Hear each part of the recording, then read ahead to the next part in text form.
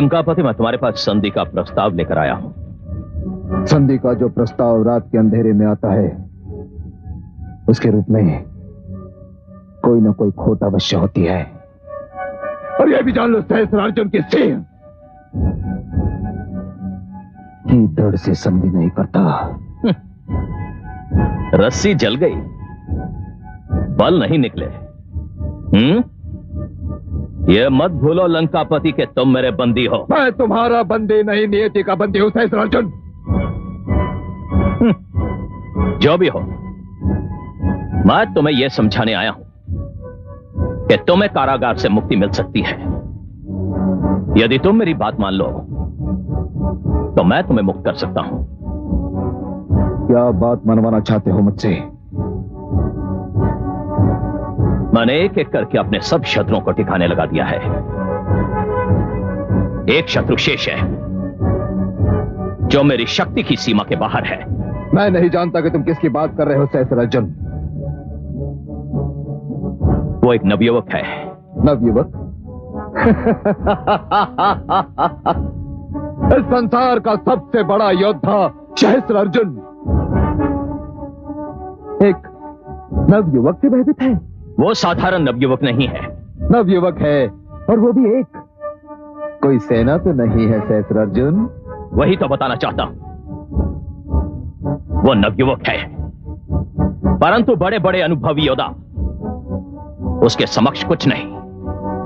वो एक है, परंतु कई सेनाओं पर भारी है। कौन है वो? ऋषि जमदग्नि का पुत्र परशुराम। मैं मानव हूं, इस कारण उसे हरा नहीं सकता। तुम असुर हो, तुम्हारे पास मायावी शक्तियां हैं, इस कारण तुम उसे सरलता से परास्त कर सकते हो।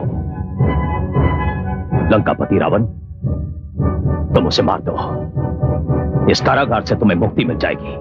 मुझे यह तो ज्ञात था कि तेरा वास्तविक नाम सहस्त्रार्जुन नहीं, तेरा वास्तविक नाम कार्तिवीर्य है। किंतु मुझे यह ज्ञात नहीं था कि तुझ में कुछ भी वास्तविक नहीं।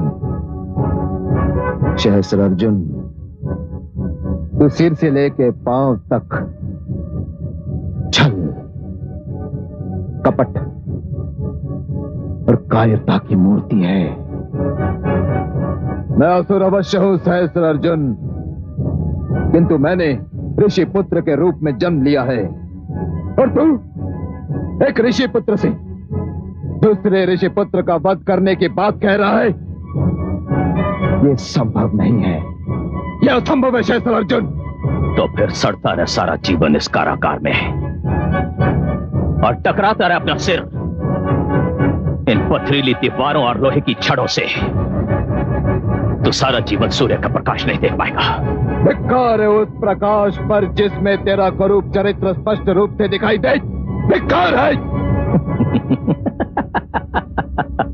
तू मूर्ख है, किंतु कायर नहीं सहस्त्रार्जुन। कायर नहीं? चला जाओ यहां से, चला जाओ।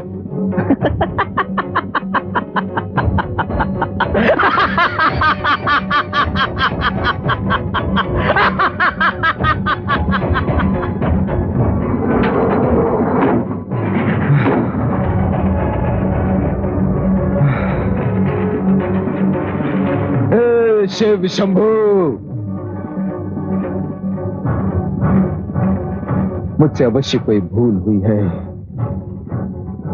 जिसका दंड मुझे मिल रहा है।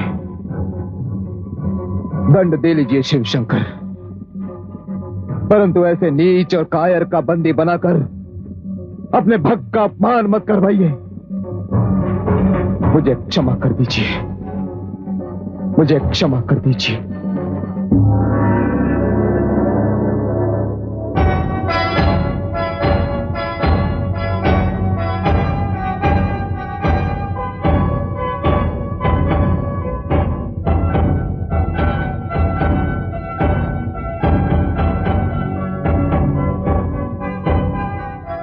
प्रणाम माता, प्रणाम गुरुदेव। क्या आदेश है आचार्य? आपका शिष्य आपके चरणों में उपस्थित है। शिष्य, तुम्हें स्मरण है मैंने तुमसे गुरु दक्षिणा नहीं ली थी। और मुझे यह भी स्मरण है गुरुदेव कि आपने ये कहा था कि आप गुरु दक्षिणा उचित समय पर मांगेंगे। क्या मेरे सौभाग्य से वो समय आ गया है? आया तो है, पर पूर्णतया नहीं। मैं समझा नहीं आचार्य। अभी मैं तुमसे केवल आधी गुरु दक्षिणा मांग रहा हूं, शेष आधी किसी और समय पर मांगूंगा। हे गुरुदेव, आप जब भी और जितनी भी गुरु दक्षिणा मांगेंगे उसे देना मेरा सौभाग्य ही होगा। मैं आपका आदेश सुनने को व्याकुल हूं। शिष्य, तुम्हारी भांति मेरा एक और भक्त है, लंकापति रावण। जिस समय तुम्हारा अभ्यास पूर्ण हुआ था उसी समय सहस्त्र अर्जुन ने उसे अपना बंदी बना लिया था। मुझे भली भांति स्मरण है। वो विद्वान है, प्रतापी है, परंतु उसे अपने पराक्रम पर बहुत अधिक अभिमान हो गया था। अब उसे अपने अभिमान का दंड मिल चुका है। तुम जाओ और उसे सहस्त्र अर्जुन के कारागार से मुक्ति दिला दो। जो आज्ञा गुरुदेव, जो आज्ञा।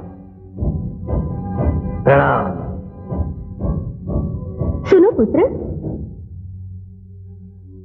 मेरे भोलेनाथ के सभी भक्त होते हैं, शिष्य नहीं होता।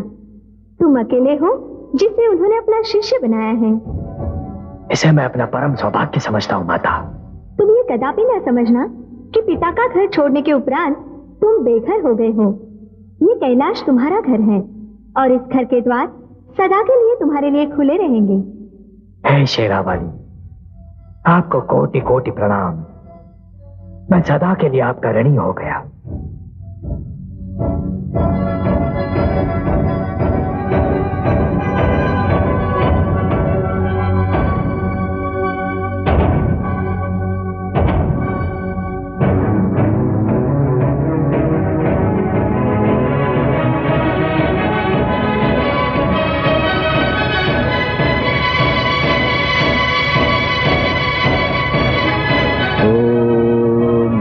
शिवाय, ओम नमः शिवाय, ओम नमः शिवाय, ओम नमः शिवाय।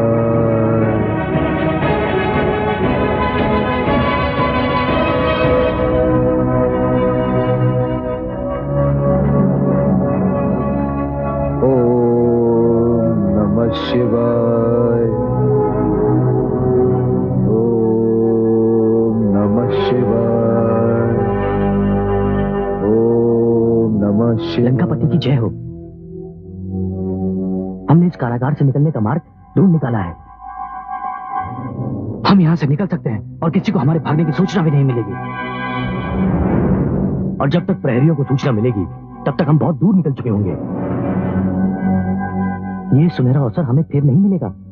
लंकापति, हम चाहते हैं कि दुष्ट सहस्त्र अर्जुन के कारागार से आप भी हमारे साथ भाग चलें। क्या तुम लंकापति रावण को भागने का परामर्श दे रहे हो?